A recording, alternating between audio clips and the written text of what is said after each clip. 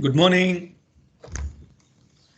Welcome to our series of videos from my YouTube channel Marketing 5.0. In our previous videos, we discussed about compassionate marketing, the triggers of compassionate marketing, the enablers of compassionate marketing, consumer-oriented marketing, and corporate market responsibility. So you might have noticed the videos are very unique and thought-provoking, which talks about the current practices of companies and how company can do better and involve in this kind of a new set of marketing initiatives in order to create value to consumers and make consumers become brand ambassadors and consumer evangelists for their companies. So in this series, today we will talk about inclusive marketing strategy to tackle standardization versus localization dilemma. So normally if you see most of the leading companies are focusing on the consumers from all over the world. So they are not focusing on selling products to only one country, but they are focusing on selling products to many countries, and most of these companies are multinational companies or global companies. So in this scenario, how the company can develop a strategy which takes care of all the consumers into consideration. On the other hand, how a company can take care of themselves, not focusing on localizing the products to each consumer they are looking to sell the products. So we all know all over the world, the behavior of consumers are totally different because of their cultural background, the social background, and other personal aspects. So how a company can work out an inclusive marketing strategy to develop a product and service which will satisfy the requirements. At the same time, how a company can reduce their cost of producing such product and services, how they can control the degree of localization. So today we all know consumers today can access all the products and services from all over the world. So we should thank the globalization drive, which is uniting most of the countries. Also thanks to the internet, which created an information explosion and enabled the consumers to be aware about the latest products and services from different parts of the world. So this helps in the purchase decisions and assists in obtaining contemporary products and services which suits consumer needs. So the company cannot sell a product or service which they say this is the latest product or service, because today consumers are access to internet and they know immediately they can go online and search and identify whether the particular product is or service are latest one. So what the company should do here, how they can focus on consumers, how they can motivate consumers to buy the product. So with this, the global companies come under serious pressure of selling the latest products and services to global consumers, negating the effect of ANSF growth matrix. We all know that for mapping markets and products, which enable companies to become international and global companies by taking the existing products into different countries. So ANSF growth matrix, we all know. So how this particular matrix work? It starts from market penetration to market development, new product development, and finally diversification. So vis-a-vis different markets and products. But in today's globalization drive, it may be difficult for a company to take an existing product from one country to other country and sell, because the consumers of that particular country will aware of the availability of latest products and services thanks to the internet. So thus the consumer normally expect a contemporary products and services, but how can company meet that particular expectation? So this is a very important, question. And what sort of strategies to be developed and adopted to address the challenges given the fact that products and services may not be suitable for all the consumers? So is it possible because we develop a product for one country and we may not sell the same thing to other country? So this may lead companies to develop product marketing mapping matrix to identify and develop new products or sell the existing products or services. So the company needs to work out a product marketing mapping matrix. So they may not be selling all the products in all the countries. They need to identify and map which product or service will be suitable for the particular country. However, such practice would exert pressure on companies to develop products and services for each new market, thus increasing the expenses. So we should agree and we should accept the fact if the company is trying to develop a new product and services for each market, so this will be a very expensive affair.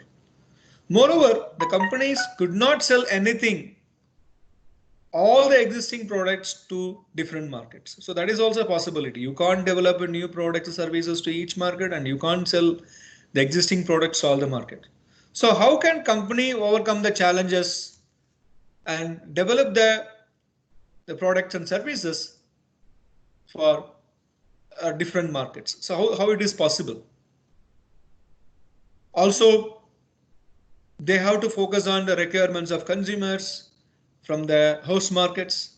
The host markets are the markets where the global companies intend to do business. For example, BMW is a company from Germany, and if they want to come to do business in UAE, so UAE is the host market for the BMW, and Germany is the home country market. So looking at the existing practices of leading global companies, it is imperative to understand these companies develop products and services for key markets. So what they do is they focus on the key markets. So how do you define these key markets? The markets with high market potentials, revenues, profits, growth options, and long-term stability. So these are all the aspects which define the key markets. And know the same products to the different markets, either minimal or a maximum modifications suitable to each market.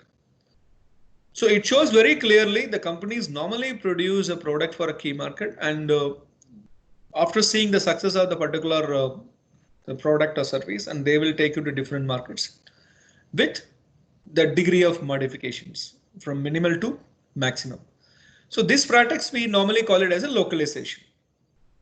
So however, if you see such modifications will incur moderate to high cost for the companies. So when you do any modifications, it will not be the simple exercise. It is normally an expensive affair.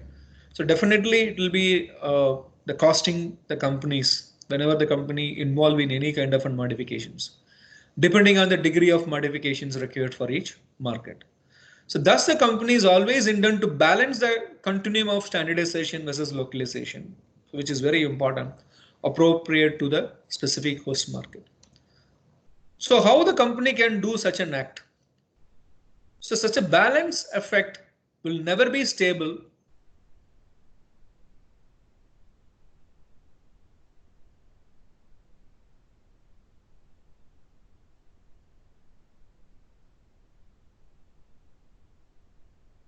same products need to be quickly modified because of the dynamic behavior of consumers in that particular market.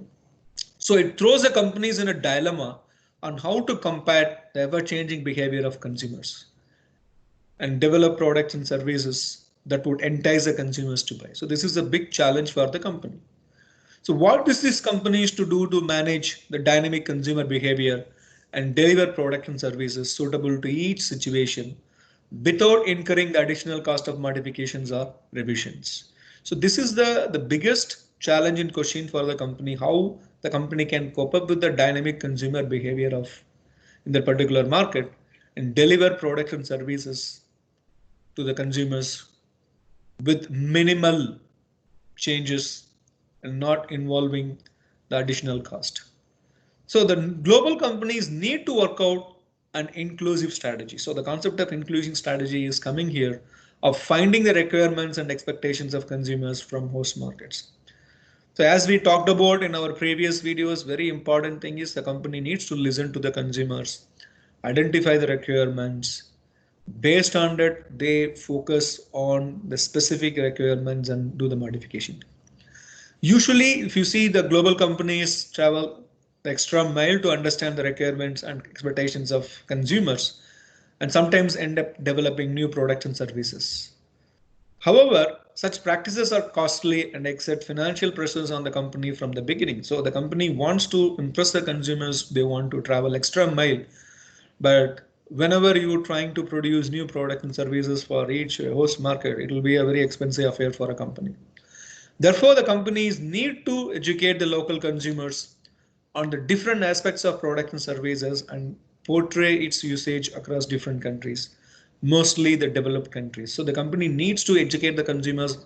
These products are used in different countries, especially the developed countries, through initial communication strategies such as you can use television commercials, highlighting such usage across the globe.